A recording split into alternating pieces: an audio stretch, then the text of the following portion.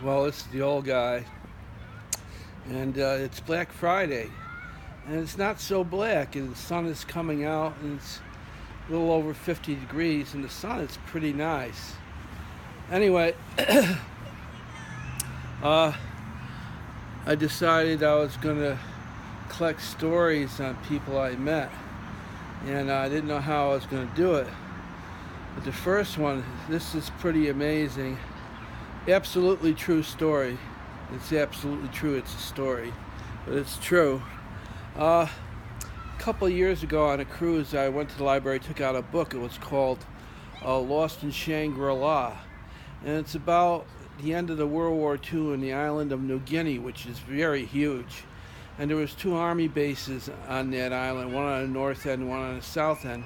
And they flew these planes, these DC-3s, which had plywood bodies, because they could take off and land pretty easy. They could carry quite a bit of stuff too. And there was a commander there who was doing a flight from the south end to the north base, delivering supplies. He got diverted by a storm, and he went into a cloud bank, and he came out of the cloud bank, and he saw about 300 yards ahead, these big mountains, and it had like a little V-shaped pass in it. So he was able to sort of bank through it. And he came out on the other side, and he said he saw these huge fields with like 5,000 people in it doing agricultural work, natives. And he called it the Lost World. And the area, he said, is about 50 miles wide by 30 miles long. And there's like 20,000 people that live there in a tribe. And he said apparently they had no contact with other humans. And so he became a general. He started flying monthly excursions, and they're charging people to come and see the Lost World. He was going to make something like, Jurassic Park, like come and see the Lost World and run excursions and make a big travel excursion business out of it. So one flight he went on, and people went on, like 24 people, and Army nurse went on with him, and there was another pilot flying the plane besides him, because he was doing the talk on the excursion and giving a story about this lost world. And the pilot wasn't experienced enough and kind of hit something on the pass, and they crashed. And the survival story is incredible. It's brutal.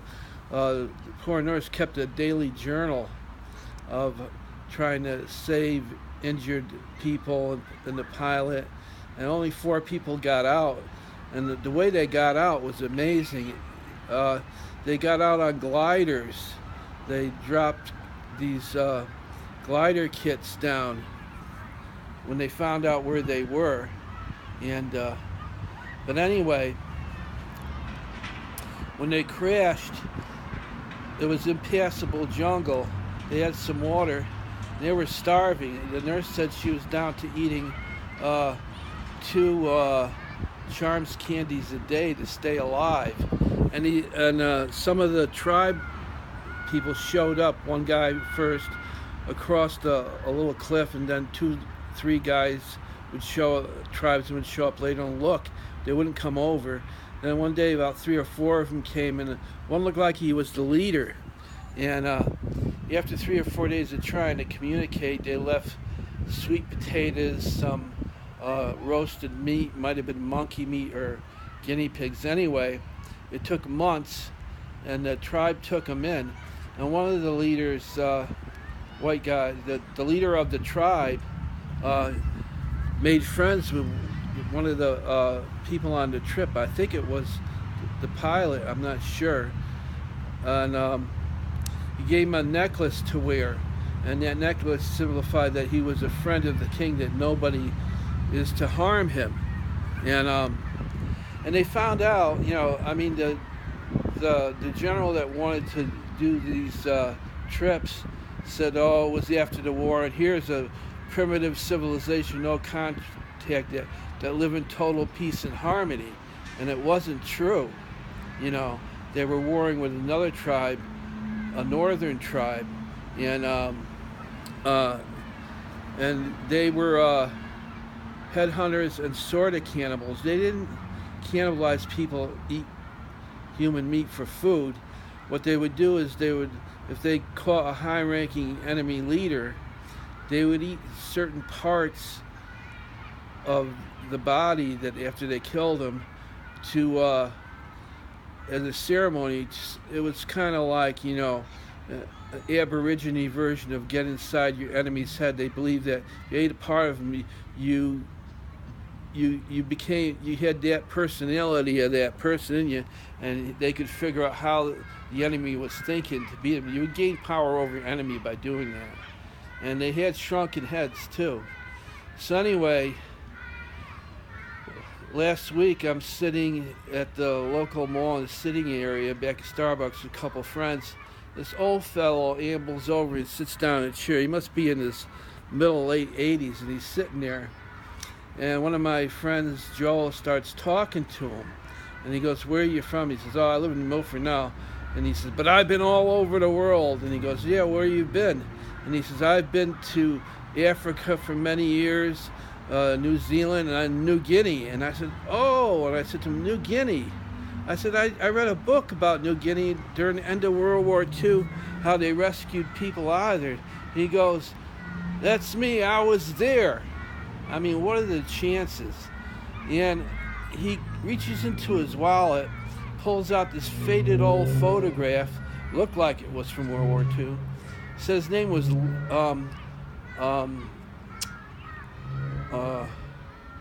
can't remember his name, but anyway, he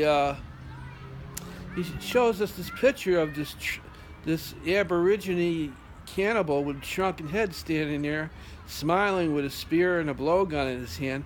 And he says, "Oh, that's the chief. I'm a personal friend of the chief." And I said, "You're kidding." I said, "Did you read that book?" He goes, "No." He says, "Half of it is crapola, drummed up by the General and Life magazine and National Geographic.